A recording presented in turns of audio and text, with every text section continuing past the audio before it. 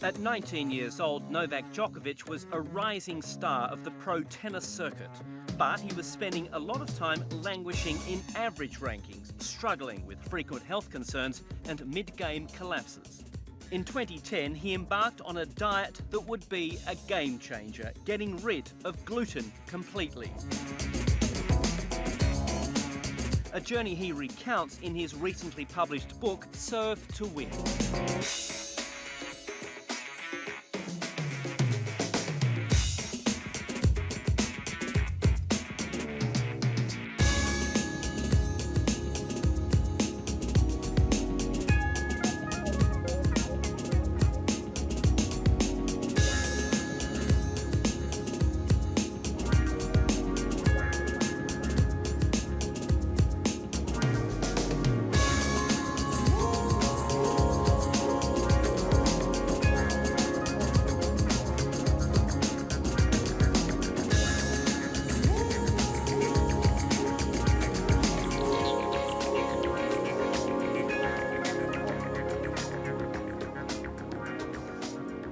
Your nickname was the Joker.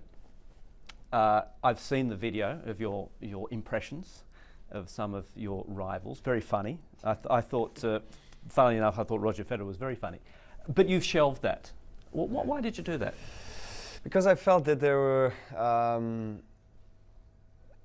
maybe certain looks in the locker rooms started to be questionable a little bit, and you know, I felt like that was the limit. That was the time for me to stop, because I didn't want to jeopardize the relationship and respectful relationship that I have with the players in the locker rooms, and especially the top rivals, because you know, I did it not to make fun of them, but just to bring smiles to the people, and it was something that I did ever since I was 5-6 years old. It wasn't malicious, it was funny. Yes, well, that's what I'm glad that you and most of the people have perceived it in that way, because that was the goal, basically, you know, just to joke around. But again, it arrived to the stage where, okay, that's enough. Now, you know, you need to stop being a clown and you know, try to play some tennis. And I'm still doing it a couple of times, and if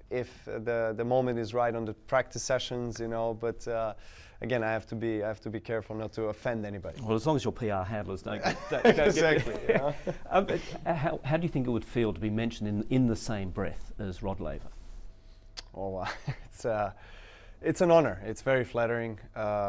He's obviously one of the legends of the sport. It's very hard to compare generations, and people are arguing who is the best ever, Roger or Rod Laver, or you know, Nadal or Sampras. And yeah, how do you know, measure it? It's not easy, because the technology is different. Obviously, we're not playing with wooden rackets as they did before. It's more physical game nowadays. There was more talent, more touch. Those days, more serve and volley. 3 out of 4 Grand Slams were played on grass courts. Nowadays, that's not the case. So it's not really comparable. But anyway, to be mentioned in the same, I would say, sentence with Rod Laver and all the all-time greats is quite intriguing for me, and it motivates me even more to keep on going. Measurement of the greats, the all-time greats, and you can't really go past the number of Grand Slam titles that someone wins. You've won 10, Roger Federer has won 17. I'm sure when I ask you, would you like to be the number one in the number of Grand Slams, you would say, I take every game as it comes. But for the elite athlete, it must be a huge target, mustn't it? I mean, is that your target? Is that what it's all about for you?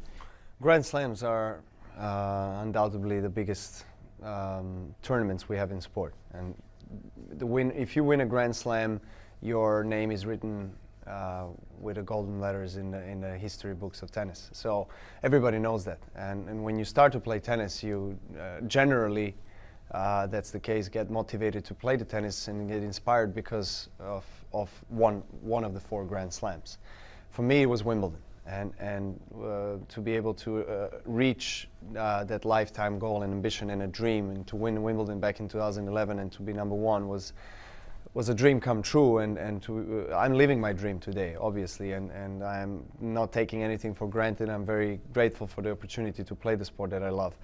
And I keep going, and Grand Slams are the ones that motivate me the most, no question about it. But that doesn't mean that I'm not giving my 100% on the other tournaments that are out there on the tour. So I'm fully committed, but I try to take, as you said, one match at a time, one at a time. But I do visualize myself, and I do dream of and kind of set my goals to winning Grand Slams, and I'm not the only one. Novak, I just want to ask you, you've been described in the early days as a pushy young punk on the tennis court. When you retire, what do you want to be known as? What do you want your, not legacy, but your reputation to have been?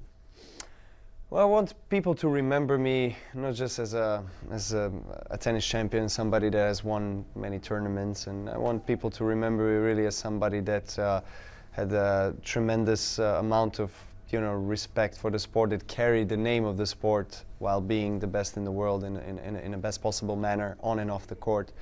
And